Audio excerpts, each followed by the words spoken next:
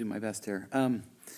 So I'm Jim Barrow. I'm a medicinal chemist. I used to work at Merck, and that's sort of where I learned what I do. And then I moved to the Lieber Institute at Johns Hopkins, where I've been doing academic drug discovery for a while. I've sat on some NIH study sections and seen the proposals that hopefully that you're going to present. And now I'm associate editor of the Journal of Medicinal Chemistry, so I'm seeing the results of all those proposals.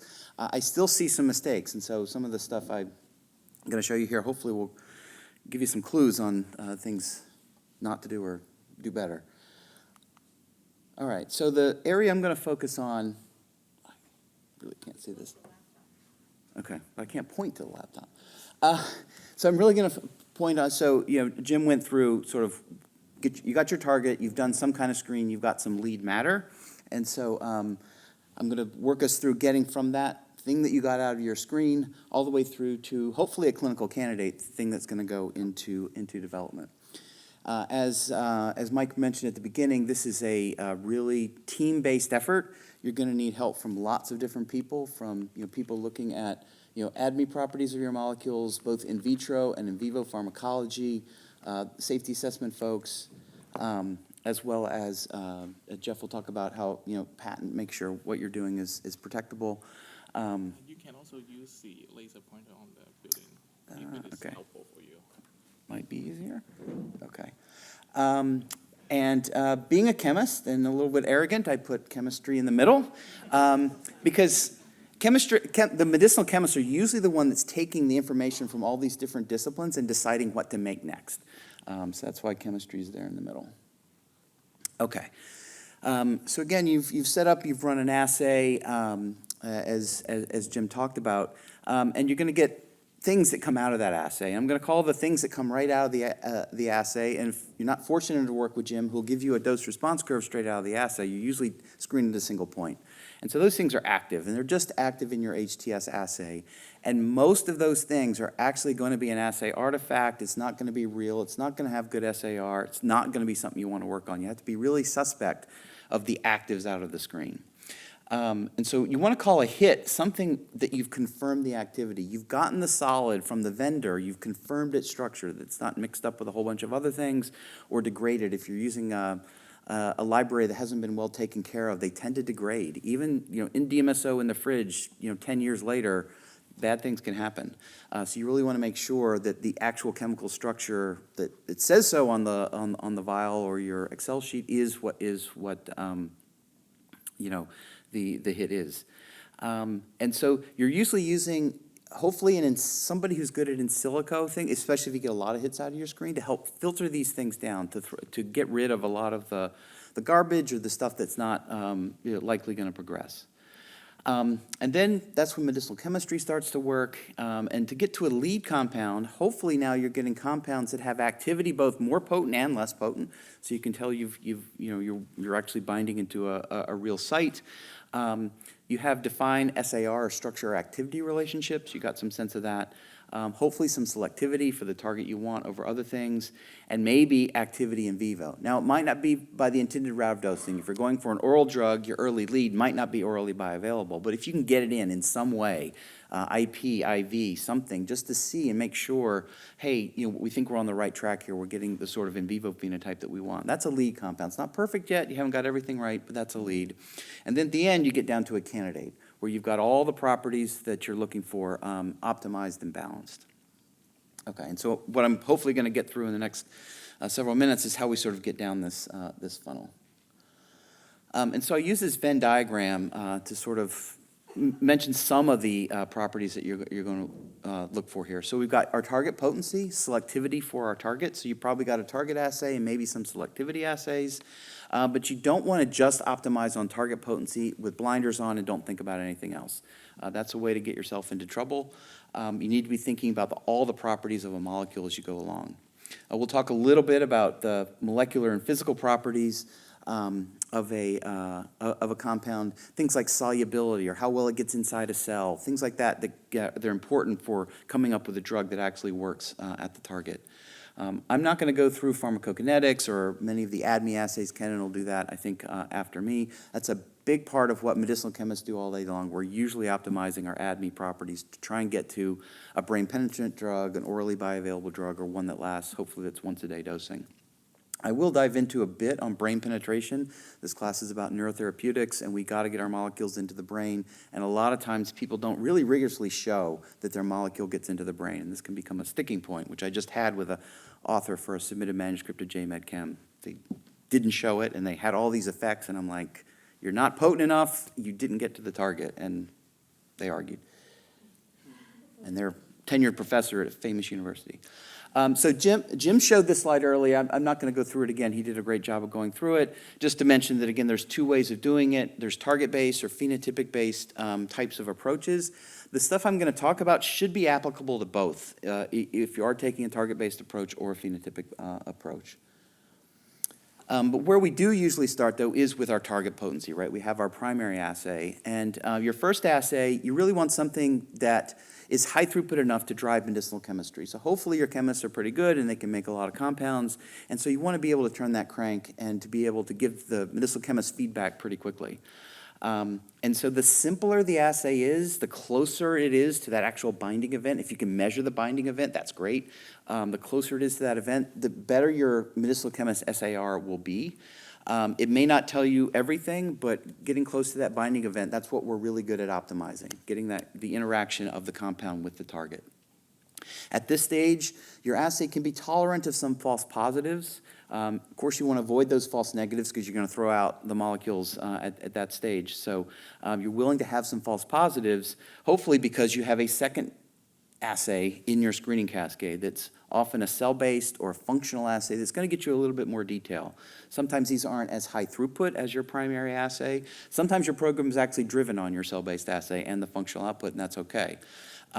But your readout hopefully is orthogonal. So if you're using a luciferase assay as your first assay, your next one hopefully is not using luciferase, so you'll weed out those luciferase inhibitors when you go to your secondary assay. And hopefully it gets you some idea of function. Again, if you're looking at a receptor, am I an agonist, am I an antagonist, things like that. You want to get that functional readout of what your molecule is actually doing.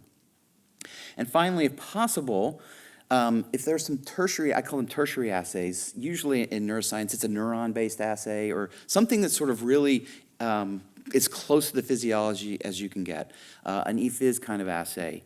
Now this is not going to be high throughput and you're not going to be testing every single compound in this assay, but this is probably going to be your truest test of how potent is my compound in a real native system. And that's a really key thing to ground yourself on. How potent am I? Because you're going to then marry this with your pharmacokinetics and your exposure later to make sure you hit the target. And it's usually these tertiary assays, your ePhys assay, that gives you that best sense of that because you're not overexpressing the receptor or things like that. You're working on the target, hopefully in its native state in maybe a cultured neuron system. Okay, just a quick list of when we say drug target, what do we mean? Again, Jim did a great job of going through lots of them here. You can see we work a lot on enzymes, kinases being a subset of those. Those are very popular drug targets. Lots of different receptors, especially GPCRs.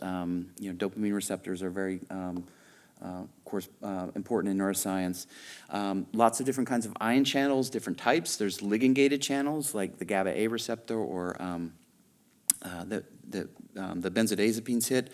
You can have voltage-gated ion channels, sodium, calcium, potassium as well. Transporters, again, this is really important in the brain, shuttling stuff in and out. Serotonin transporter being a good example of that. Some folks are brave enough to work on nuclear hormone receptors. That's a really tough drug target because they do different things in different tissues. You have to have really, really good assays for working on nuclear hormone receptors, and oftentimes you're going into animals to really make sure you know what you're doing. Doable, but really tough. Protein-protein interactions, again, something we'd like to be able to do. Hard to do from a small molecule point of view because you've got a big protein, they're sticking together. Wedging a tiny little molecule in between those two, if those two proteins have a big surface, it's really sometimes hard to do. Nevertheless, it is doable, and then harder to get the properties right to get that molecule then into the brain.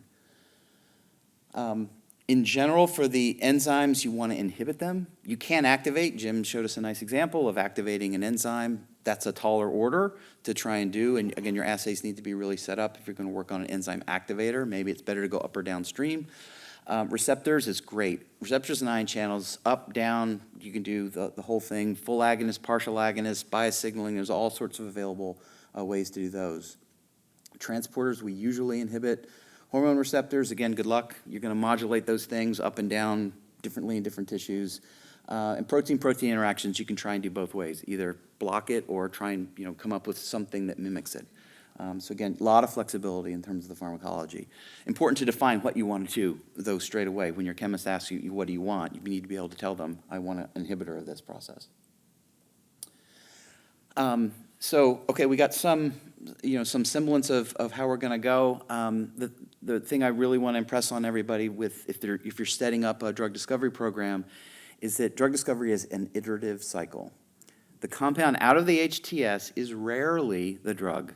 It may have happened once in history, but it is rarely the drug. And so you're going to get something out of your HT hits. You're going to design some analogs. If you're writing a proposal, make sure you've got somebody who can actually make the drug.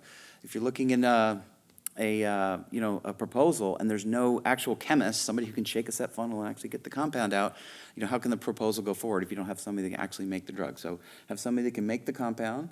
You're going to have your in vitro and then in vivo testing cascade. You're going to learn from that, analyze the data, and go back into the design cycle.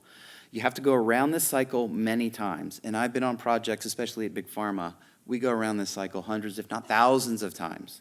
I don't know how many beta secretase inhibitors have ever been made in the history of the world, but it might be 50,000. I'm not kidding. Lots and lots of compounds have been made, especially for popular targets across companies. And then the other strategy you want to try to use, if you can, rather than propose, my chemist's going to make 100 compounds, and then we are going to test those 100 compounds and pick the best one. Don't do that. Make 10 compounds, test those 10, learn something from those 10, and then design the next 10 and go around that cycle 10 times. You'll end up making 100 compounds, but that last batch of compounds should be a lot better than if you tried to make 100 all at once. And so again, going around this cycle, it's going to take you a number of trips. Don't worry about it. Make sure your assays and your throughput is good enough that you can make these cycles. It's going to get you there faster. So I want to go through, again, a couple of the things about this Venn diagram here, because the drug is in the middle. It's got the best balance of all of these things. You're going to have to think about all of this as you're going around the cycle. So I want to talk a little bit about molecular properties, physical properties of compounds that usually make good drugs. And so what do I mean when I say molecular properties? And this is stuff that's inherent in the chemical structure that you're working with. And so you often can calculate these properties, or they're usually stuff that's pretty easy to measure, things like solubility. You can define lots of these properties, especially computationally. Fortunately, there's only a couple that have been really shown to be useful in terms of thinking about and designing compounds. And if you talk to medicinal chemists, they're really thinking about these properties as they're going through their iterative design cycle. Most of the ones that we pay attention to have to do with, can my molecule cross a biological membrane? Again, if you're going for an orally bioavailable drug, it's got to get out of the gut lumen, across the gut wall, and into circulation. And then it's got to cross vascular endothelial cells. If your target is inside a cell, it's got to get in there. And as we'll talk about later, you got to get into the brain. There's another barrier you got to cross. And so as we talk about these properties, they're things that people have learned. These are predictive of molecules that tend to have the properties that can get across these membranes. And what it is, you've got some amount of aqueous solubility, and then the molecule's got to then get across the phospholipid bilayer, be soluble enough in the lipid part of it to get through there and then come out the other side. You can't have it so greasy it gets stuck in here and never comes back out. So it's this balance of properties. We can also use these properties to somewhat predict susceptibility to membrane transporters. Again, that's important at the blood-brain barrier. Binding to plasma proteins, which is just important to know. You don't necessarily optimize for it. Or how drugs might distribute into tissues. So these are things that medicinal chemists are thinking about when they're looking at the properties.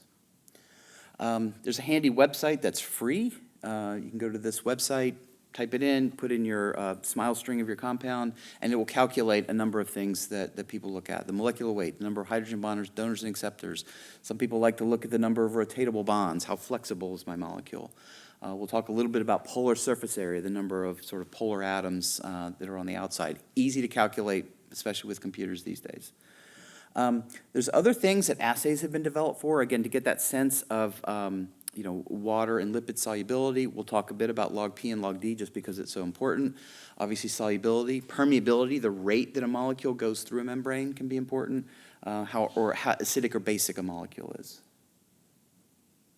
I do want to go through log P because if you talk to medicinal chemists, that's what they're going to be telling you. I'm going to raise the log P, I'm going to lower the log P. It's really hardwired into how medicinal chemists think. It's a really simple assay. Think about your salad dressing. You've got octanol and you've got water. They don't mix. You add your compound to that. You shake it up. The molecule is going to dissolve some in the octanol, some in the water. If it floats in the middle, you've got a big problem, and that's probably not a good compound to be working with. Throw that one out. But for the log P, then you're going to just take the concentration in the octanol and the water, take the ratio of that, and that's your log P. For those of you that are math challenged, if the concentration is the same in this equation, that's a log P of 0. Most compounds are going to be more soluble in the octanol layer or the lipid layer, so your log P is going to be greater than 0. There's some drugs, especially peripheral ones, that are highly water soluble. For brain penetrant drugs, there are very few that log Ps are negative. It's not to say you can't do it. We're certainly making compounds now in my own programs that have our log Ps 0 and slightly under. We're on the edge, but it's great properties otherwise, but getting them into the brain's a little harder, but some do get in. You'll see some people refer to log D. So the difference here is the aqueous phase is buffered. And that's going to be important for acids and bases because it's basically going to get you to the protonation state that you usually use pH 7.4 for that. If it's not otherwise specified. If you have a neutral molecule, your log P and your log D should be the same. But normally the experiment is done at pH 7.4 and you get a log D. All right, so as people have been thinking about these properties and calculating lots of stuff about molecules. One that you'll hear a lot of, maybe not so much recently, but certainly it's been around for a while, is this Lipinski rule of 5. Which is just the first way that people, or one of the first ways people started looking about drugs. It's been pretty popular, and you'll hear it a lot, so I just wanted to go through it. And so Chris Lipinski was working at Pfizer and was trying to figure out, okay, what can we do to increase our odds of success? And so he did a survey of over 1,000 oral drugs. So he was looking just at oral bioavailability. What are all the things I can calculate? What are the things that tend to make drugs the properties of oral drugs tend to have that others don't. And he came up with a very few things despite looking at all these properties. So it's 5 or less hydrogen bond donors, the log P that we just talked about, less than 5, the molecular weight under 500, and hydrogen bond donors 10 or less. And because the numbers are either 5 or a multiple of 5, this became known as Lipinski's rule of 5, even though there are only 4 rules. But anyway, with 4 rules, you can actually sort of get chemical space down. And now if you go out and you talk to a library vendor who's selling you a chemical library, they'll say, my library is Lipinski compliant. And basically, there won't be a single molecule in that library of molecular weight 501 or higher. This is pretty rigid and not the best way of thinking about things. They're nice guidelines to think about, but you need to realize that molecular weight of 499 isn't head and shoulders better than molecular weight 501, right? And we'll talk a little bit about maybe a better way of thinking about it in a bit. But at least it's a useful way if you've got 10,000 hits from your HTS screen. If you throw out all the stuff that's not Lipinski compliant, if you've got nothing better to do, that's a decent filter if it gets rid of some things. Again, I'm not going to go through ADME assays, again, but it's a big part of lead optimization, just thinking about how your molecules are behaving, do they get absorbed, how they distribute within the body, how do they get metabolized, how do they get excretion or get excreted, and we'll briefly talk on just a couple things you can do thinking about toxicity as well. But again, this is stuff that's going to come up later in the week. The part of ADME that I did want to go through, though, is the blood-brain barrier. Again, think about this in terms of the small molecule world and how do we get molecules into the brain. And this is certainly a challenge in CNS drug discovery. So good for us is the brain is a very highly vascularized organ. It gets 25% of cardiac output. Getting a drug into the brain through the bloodstream is a great way to get it in everywhere. Biology doesn't want all that stuff getting in the brain, so it's evolved a way of keeping stuff out.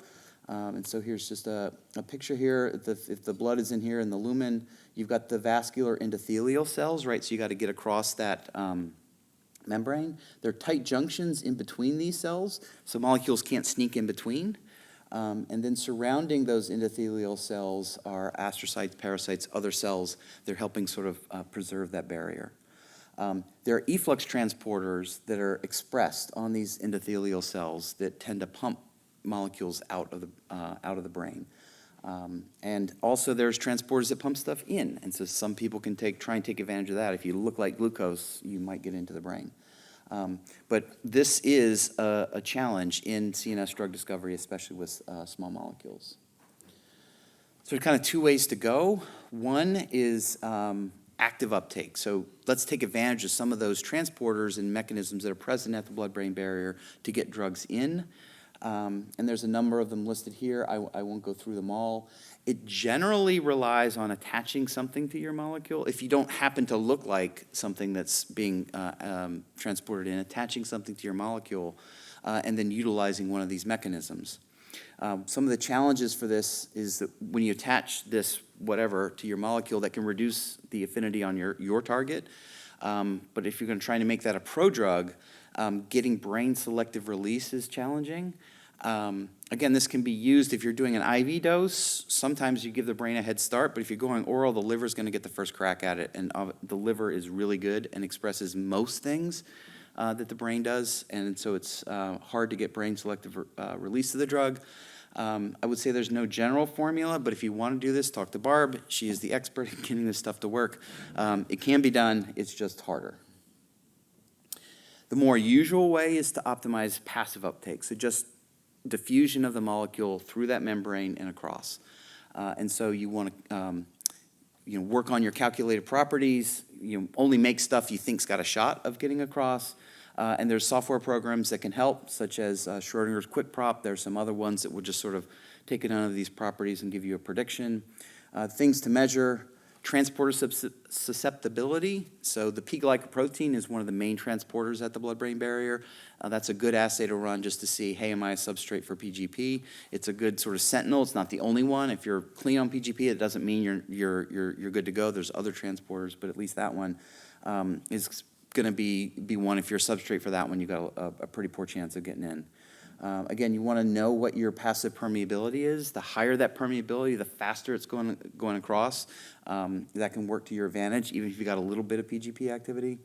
And then again, knowing your fraction unbound. Highly free drugs, again, usually can have a faster rate of getting across the membrane, and you can sometimes sneak by the transporters.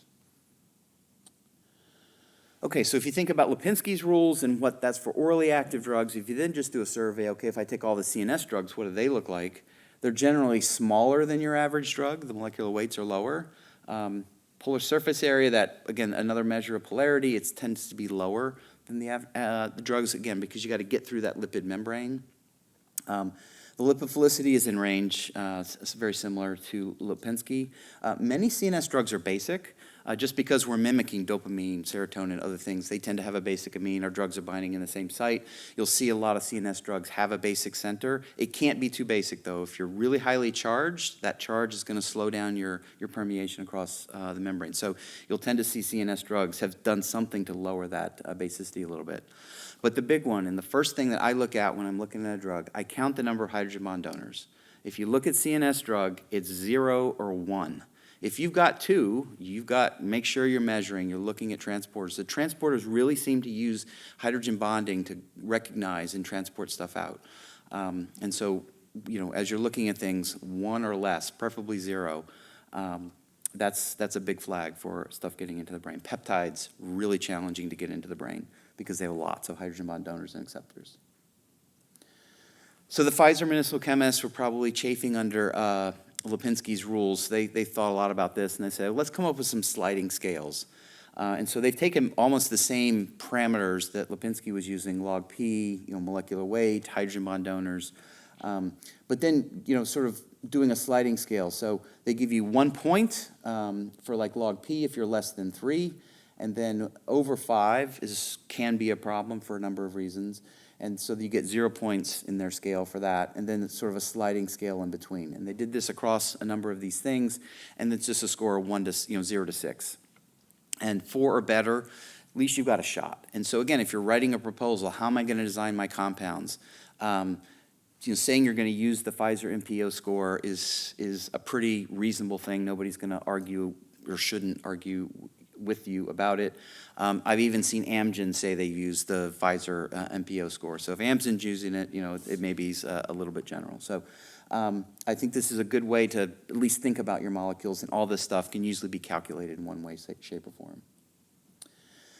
It's really nice, though, at some point to really demonstrate and prove to people, hey, I've got brain penetration. And we'll talk a little bit in a second about measuring concentrations of compound in plasma and brain.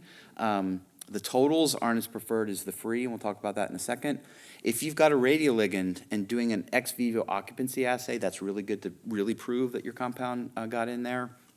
That's not translational because you can't harvest brains out of people. So if you can get, and this is again gold-plated Cadillac, getting a PET or a SPECT ligand and showing in vivo occupancy in a living system, that's translational along to people. And so it's really powerful. If you've got that, you'll really enable your project, because you can then correlate the occupancy you need at the target to your efficacy and then make good predictions of what's going to happen in the clinic.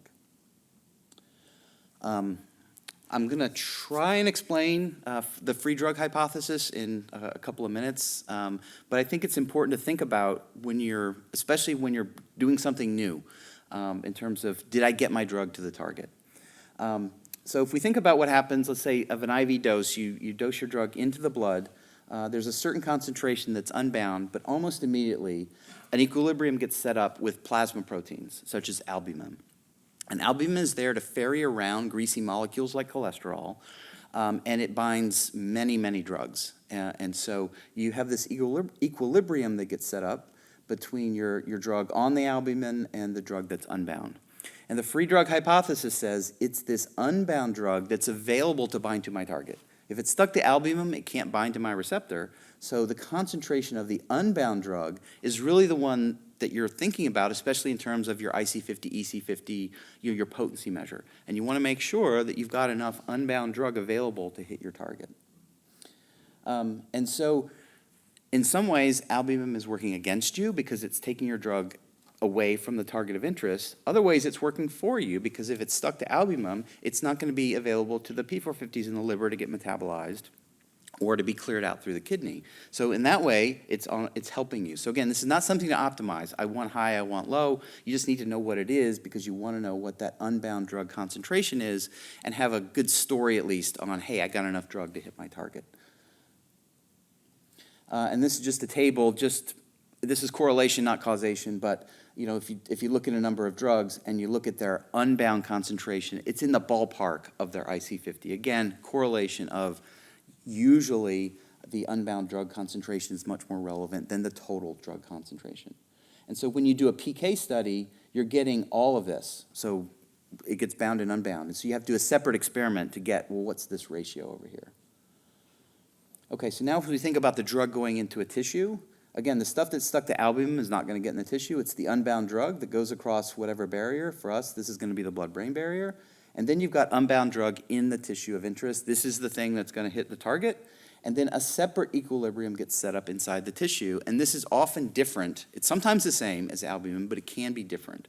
And the brain's got a lot of greasy stuff in it. It's got myelin and things like that. So greasy drugs can sometimes get real sucked up into that.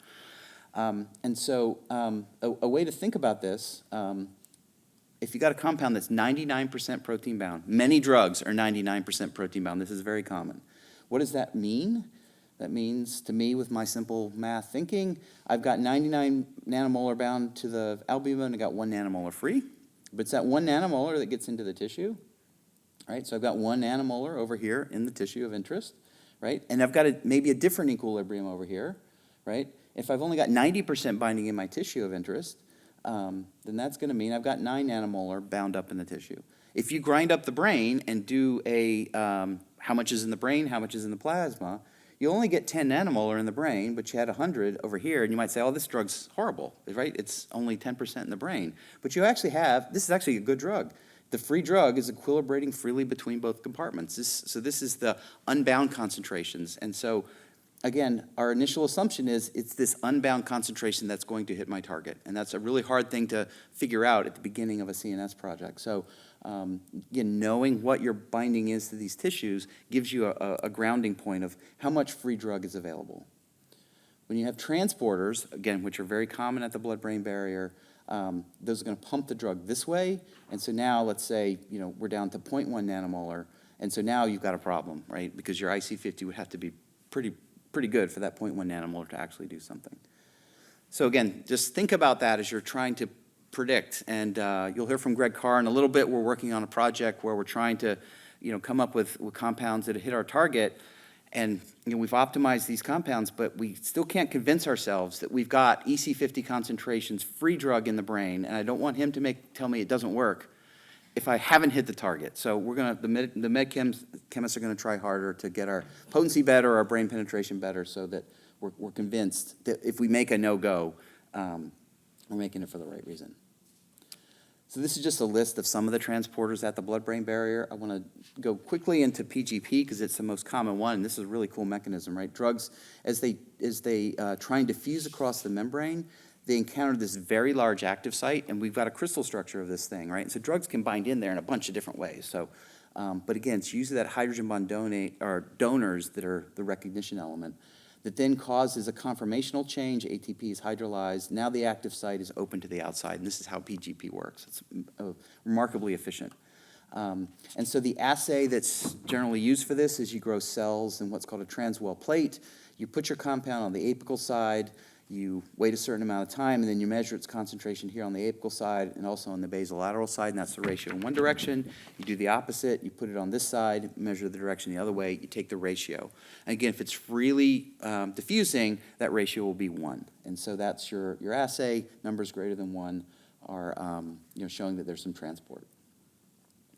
I want to just mention a couple of things about toxicity. It's really hard to do kind of at the early stages if you're not a toxicologist. Toxicology studies need to be carefully done so you don't confuse yourself.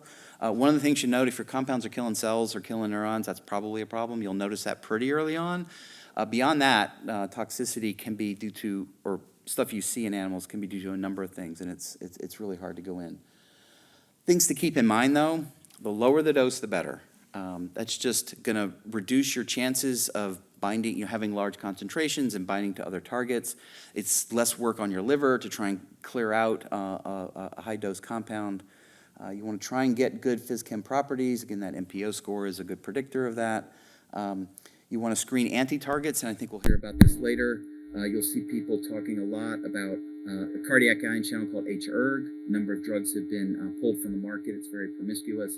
That's a pretty common anti-target to look at. When you're looking through your high-throughput screen, if you see substructures such as these, again, experienced medicinal chemists will be able to recognize these. This is things that Jim was talking about earlier. Just tend to be assay interference compounds. I don't like this phenylpiperazine. This tends to be very promiscuous on GPCRs. It hits lots of different GPCRs, and you'll have to do a lot of counter screening if that's what you're worried about. In general, you want to avoid electrophiles, compounds that are just going to react with, there are a lot of nucleophiles in the body, cysteines and other things, unless that's your strategy. It's become a very popular strategy now, especially with kinases. If you get the right reactivity of your electrophile, you can actually get a productive interaction. But you have to be careful that you're not reacting with glutathione and everything else that's in the cell, because cells are full of nucleophiles.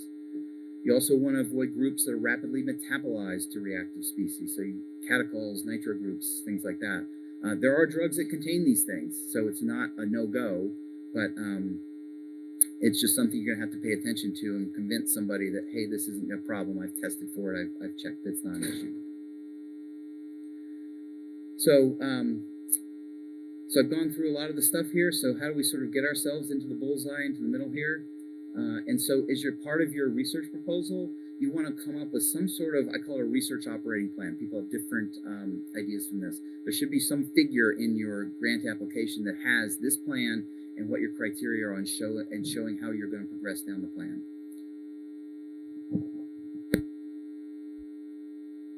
I didn't touch anything, I promise.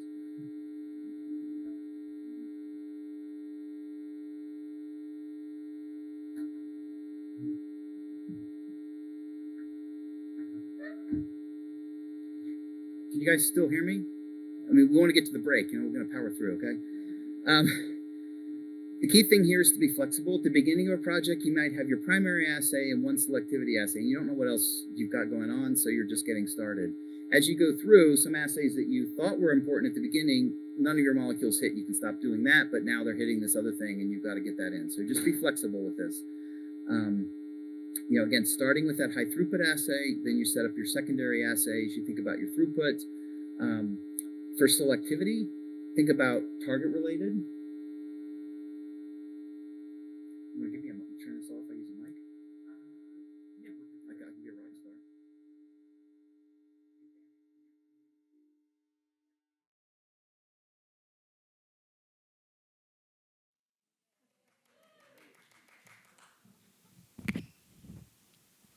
Use this for now. All right. All right, so think about target-related assays, things that are closely related to your target. Molecule-related, the prior history, where did my hit come from? And we'll see that a second at the example at the end. And those anti-targets like HERG, or if you're having trouble hitting P4, hitting P450 enzymes, you'll want to counter-screen those. You do in vitro ADME studies, microsome stability, hepatocyte stability, things that will predict your pharmacokinetics. You'll hopefully have some predictor of brain penetration. Again, I recommend the PGP assay. You then do pharmacokinetics to make sure with the route of dosing, did I get exposure? What is it? Am I in the range to hit my target? Do I need to dose up higher or lower? Hopefully you have a biomarker of activity, some measure of engaging of the target. The last thing in your cascade, is the in vivo efficacy model. It's really hard to interpret what happens in an in vivo efficacy model. If you just take the compound right out of HTS, it's a 10 micromolar hit, you give it to an animal, I guarantee the behavior will change. They will do something different. Whether it's related to your target or not is a completely, you need to be able to establish that. And so, really try and hold off. I know you're anxious to do that in vivo efficacy assay, but if you understand what you're doing, I think you'll save yourself a lot of time and dead ends by doing, these other things first. All right, so I want to end with a quick example of how this all comes together. Jim did me a big favor by introducing GlyT1. He probably did this screen for the project I'm talking about when he was still at Merck, maybe. So he introduced this idea of the NMDA hypofunction hypothesis, and by blocking GlyT1, you'll increase the coagonist at MDA and hopefully alleviate symptoms. So here's our research operating plan. Again, Jen helped me out here. GlyT2 is a problem. That's our counter screen. The whole HTS was done on both T1 and T2 to really try and identify compounds that do not hit GlyT2. HERG is a selectivity screen, and the molecules for this project tended to hit it, so it was high up in the screening cascade. There was a lot of trouble also with P450 inhibition with this project, so again, those assays were run pretty frequently. PGP assay was used to prioritize compounds for brain penetration. That permeability assay, that rate that molecules go across membranes, we're going to use this. It's crazy nomenclature. I don't know why it's 10 to the minus 6 centimeters per second, but anyway, we want numbers 10 and higher usually is a pretty good cutoff for that. We need some in vivo bioavailability in a rodent. You got to do your tox in a rodent. You need some bioavailability in a rodent. Doesn't have to be great. We're making drugs for humans, but you need at least some. And it's often a predictor, or can be a predictor, of what might happen in human. And then biomarker is going to be our glycine microdialysis. That's proving that we're on target. And then our efficacy model is pre-pulse inhibition. So you do a high throughput screen, you get a number of hits. So this is the Merck screen that was done a little bit different than the Roche screen. You get different compounds here. And the first question is, how do I pick? And so the metric that I like the most, my go-to, is this idea of ligand efficiency. So it's the potency of the molecule divided by the size, either its molecular weight, its number of heavy atoms, or different ways of measuring this. And basically that's giving a sense of, for the atoms that are in there, how well are they interacting with the target. That's usually a pretty good way to go to try and get small molecules, because medicinal chemists always make things bigger. That's just what we do. So the smaller your starting point, you give yourself some room to grow. If you can get some SAR right out of your high throughput screen, again, if you're working with Jim, he'll give you some SAR because he's done a dose response there. That can tell you, hey, similar compounds are hitting. That looks like a pretty good series. You can also do what's known as SAR by catalog. If you're working with a commercial library, sometimes you can buy analogs. And so without engaging a chemist at all, you can just buy small aliquots, and they'll come as DMSO solutions, pretty easy to screen. You look at physical properties if you got them measured. Otherwise, it's the medicinal chemist eyeball looking at it, predicting what it's going to be. Selectivity, again, for GlyT1, that's a big issue here. And then you also, if you can, pick the easiest thing first. Pick the low-hanging fruit. Don't pick the natural product. I know Jim mentioned there's these natural product libraries. It's just harder to make progress. If you can do things that's one step from stuff you buy, you're going to make progress faster. I know it's not as sexy as natural products total synthesis, but going with simple first is sometimes good. So again, just me looking at this, not knowing anything else, I might have chosen, you might think this urea, hey, that's a pretty small molecule. I have bad experiences with these kind of diphenylureans of not being soluble. They're like brick dust. So I will stay away from that just because I'm thinking of the physical properties. So for this project, even though it's not the smallest thing on here, it was this molecule here was considered the lead because it was selective over GlyT2, and that was identified as an issue. Okay, so this is our hit here. Again, it's 430. It's under that 500 magic number, but it's on the big side. But this was developed for the KV 1.3 project at Merck, and it's pretty potent on there, about the same potency as it is on GlyT1. But the nice thing here is even at 30 micromolar, there's basically no inhibition on GlyT2. So you're starting from a really selective point. And this was also shown to be a competitive inhibitor. So again, you research, where did my hit come from? What's known about it? Do a SciFinder search. What else is this hit? So we knew it was KV 1.3. If you're lucky enough to go down the hall and ask your colleagues, hey, from that program, what are the key points there? They're like, oh, this methoxy group was really key for this series. So if you get rid of that, you'll get rid of the KV3 activity. So remove that, and then decorate it maybe a little bit differently here. Totally obliterated the KV 1.3 activity. We're now down to 2.6 nanomolar here. Still very selective over GlyT2. Selective on hERG. It is a P450 inhibitor. At the early stages, we don't mind that so much. We're going to have to fix it later. But for an initial lead, that's not so bad because there's a PGP ratio about 1. It's not a substrate for the transporter, and very good permeability. Again, prediction, this is going to get in the brain pretty well. It's not very orally bioavailable. That's okay. At the beginning, we're going to do this IV or IP just to show it works. So this was some of the early experiments with this compound using microdialysis, again showing mostly a dose response here from 1, 3, 10, showing increases in concentration of glycine. That shows we're on target. It's doing what we want. And we're selective for glycine over the other neurotransmitters. Again, we're on target with this compound, doing what we think in the brain. We dosed it IV. That's not where we want to be. But early stage, this gives you confidence, okay, we're going in the right direction. We're going to need to fix the bioavailability. But the mechanism looks to be sound. In the interest of time, I'm not going to explain pre-pulse inhibition, and you have to squint to see a dose response here, but there was some activity. Neuroscience assays are notoriously noisy, but there was at least enough here to think, okay, it does have activity in pre-pulse inhibition. A radioligand was made out of this compound, and this helps with that ex vivo occupancy assay, and this is just some autorad images. Again, we know that GlyT1 is highly expressed in cerebellum. It's where we think it is, so that all looks good. Nice Lineweaver-Burke. This looks like it's going to be a useful radioligand. I'm not going to go through all the medicinal chemistry. This was a pretty large team. Thousands of compounds were made, and so you sort of modify each part of the molecule to see its response. And so I'm just going to show you just a handful of compounds on how the progression occurred. Right. So from that advanced lead, again, just sort of modifying properties. Again, what do the chemists do? Hey, let's hide a nitrogen. That's a common medchem trick. Where can we put a nitrogen that increases your solubility and properties a lot of times? This propyl group was shown to be a site of metabolism. So this was truncated back to an ethyl, and so that improved the pharmacokinetics. We lost a little potency by doing this, and that's okay because our other properties got better. So we're still selective. We still don't have a hERG problem. P450 is still a problem. We're still going to work on that, but we're not a PGP substrate. Our PK is now better because that site of metabolism here at the end of this chain is removed, and it still works in pre-pulse inhibition.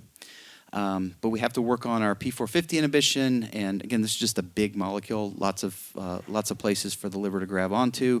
So truncating that pyridyl back to this cyclopropyl methyl. Again, we took a little bit of hit in potency, but we're still pretty good because our other properties are okay. So our OC50, this is displacement of that radioligand. So even though our potency got a little worse, because our PK is better, our brain penetration is better, we can actually with an oral dose, still get good target engagement. So this looked like it was going to be the candidate. We're all getting excited. And then an assay that maybe not done so much anymore, but was very common at Merck at the time, was looking at metabolic activation. So it turns out there's an oxidation at this carbon here that, through a very complicated mechanism, gets you down to this imine, which was a substrate for biological nucleophiles, and that can lead to issues. And so this nitrogen was a nice medchem handle for just ease of synthesis. It's harder to make carbon-carbon bonds, but okay, now we're forced to, let's see if we can get rid of that nitrogen. So a whole series of compounds was made, re-optimizing this piece here. And this became the clinical candidate here. And so it has, again, all the properties in place, and its potency in vivo, again, was even a little bit better. The PET studies were also very nice. Again, using that based on that earlier compound with an F18 label, that's going to be your PET ligand. Shows again the really nice signal in the cerebellum that can be completely blocked by the candidate, and again very potent. So again, that dose is going to be low because to get OC50 on this target, we actually thought we needed 90. So it's going to be a lot higher than this. But again, reasonable concentrations to try and hit in safety assessment. All right, so I hope I've gone through how we get from lots of actives out of your high throughput screen down to one candidate. There's still a lot more that needs to happen. We're going to hear about a lot of these activities as we go through. We're not going to hear from a process chemist, but somebody's got to make kilos of this stuff to support all the next series of studies. And this is where the dollars really start to go up. So this is often a good time as an academic to get on the phone and call your tech transfer office and see if you can find a partner, either a VC or a company. And if you've done all this other stuff well and you can give a presentation that has all these elements, you will find a taker, I'm pretty sure. It's when you're missing these things that they'll zero in. Hey, you didn't show it gets in the brain, or hey, you didn't show that. But it's difficult to do this on NIH money. Some people are doing it, but if you've got a good target and you've got a good molecule, you'll find, I think, funding in a much faster way from outside. So with that, I'll take questions.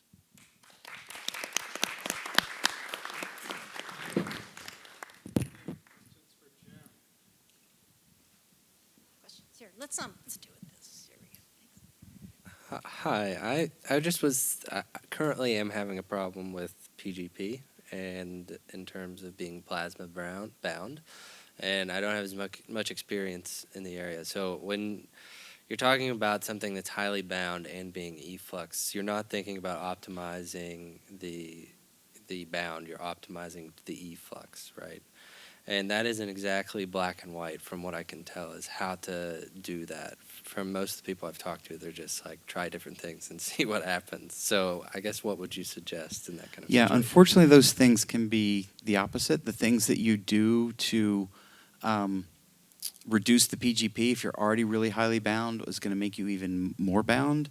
And that will there's just less compounds. So sometimes you can actually get away with a little PGP activity if you're really free and you're really permeable. You basically you just overwhelm the PGP and you get across. And there's a number of examples. The Merck base inhibitor, it's a PGP ratio about 5. It got in the brain fine. You don't need to drive it down to 1. But it was really free and really permeable. And so enough could get in. So I mean, to reduce PGP, again, if you can get rid of the hydrogen bond donors, find the place to hide the polarity. MedChem is all about how can I hide polarity in some way, but try and avoid H bond donors if you can. A basic amine, a tertiary amine, if you can find the place to put it, and the pKa, it's not too basic, is often a way to try and do that. That's kind of where I would go. Some of these funky heterocycles, sticking too many nitrogens in a ring, can sometimes get you the properties that you need without going over the edge. But yeah, you're probably doing SAR on PGP, and it's opposite of your target, and that's a very common problem. I can sympathize. Other questions? Okay, you're next. 1 second here. Oh, sorry. Wait for the mic. The yeah. log P, I have a compound log P 0.6. 7? 0.6. Oh, 0.6. That's good. It's not bad. So, but Yeah. still, Unless you've got 5 hydrogen bond donors that's the giving you but that. the question I have to inject like 100 milligram. I want to make sure less. What you can do to change to increase a little bit log P? We're really good at increasing log P, and that's often going to increase the potency on your target at the same time, so that's usually good. Right. If you can cap hydrogen bond donors, if you've got several of them, I would suggest doing that because that's also going to help you later on. Okay. But yeah, find your H bond donors, try and cap those. Start small. A methyl, I like cyclopropanes. If you have to put a whole phenyl group on, make sure it comes with a lot of potency. But just sort of, start judiciously adding, a well-placed chlorine atom will do wonders. That's at least a half a unit, if not a little more, of log P. And a well-placed chlorine atom is also often a 3-4-fold increase in potency if you find the right spot for it. So I would try and find places to put some halogens on rings and cap some H bond donors. Thank you. A question here. So for the counter assays that you need to do in order to prove selectivity, how do you choose which potential targets you need to test for? Yeah, so you start with stuff that sort of is genetically similar, right? What's in my family? What has, amino acid homology, sequence homology, right? So if your target, I always get scared when geneticists give me a list and they're like, we like ABC12. And I'm like, uh-oh, that means there's 11 others in that family that I'm going to have to pay attention to. And you just look at similarity to your target, look what family it's in, what ligands or substrates might be similar. Once you do get kind of to a lead compound that you kind of like, do a small counter screen. And there's some vendors that will do these things. For neuroscience, for free, we can send the compounds to Brian Roth at University of North Carolina. He does a free service. It's called the Psychoactive Drug Screening Program. It's not nearly as fast as a commercial vendor, but you eventually get your results, and they do a good job. And so that's a good way, especially if you're NIMH funded. I think he does it for NINDS as well, but to get yourself counter-screened and just to see, what else might we be hitting. We have a project where we're seeing a kind of a weird behavior. So we're trying to think of what sorts of targets might affect that behavior, and we counter screen those to see if those can explain what's going on. So you can just try and sort of reverse engineer, hey, what's my molecule doing? What might it be hitting? So it gets back to Jim's talk of trying to sort of reverse engineer a phenotype, a target from a phenotype.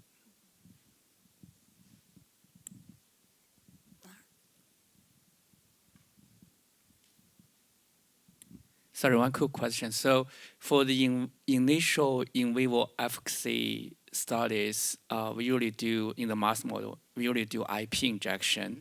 But based on what you discussed, would IV injection be better for the initial study or, okay. No, IP is perfectly fine, especially if you're going to do repeat dosing. People like to do IP, and I think technically it's easier for people to do. I would just suggest doing a pilot PK study just to make sure what levels. I've seen IP injection give really, really high.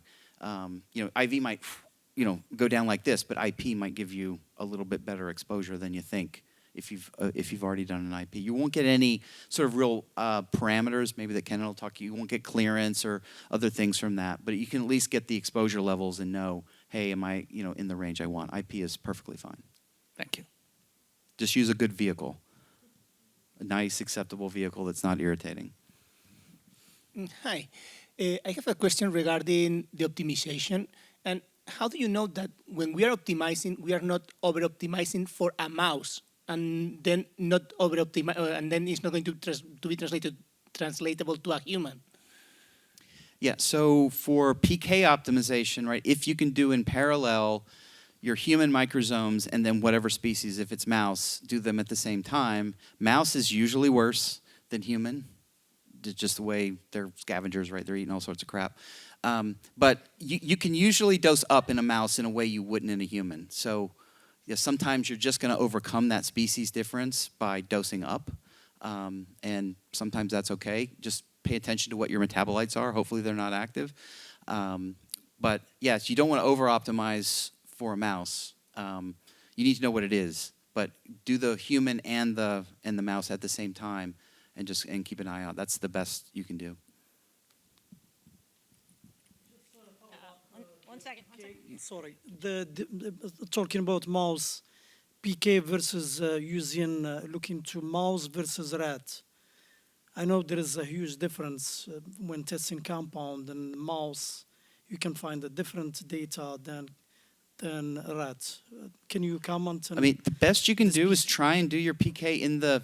If you know you're using a transgenic animal in this strain, try and do the PK in that strain, the wild types out of that litter, right, that maybe you can get.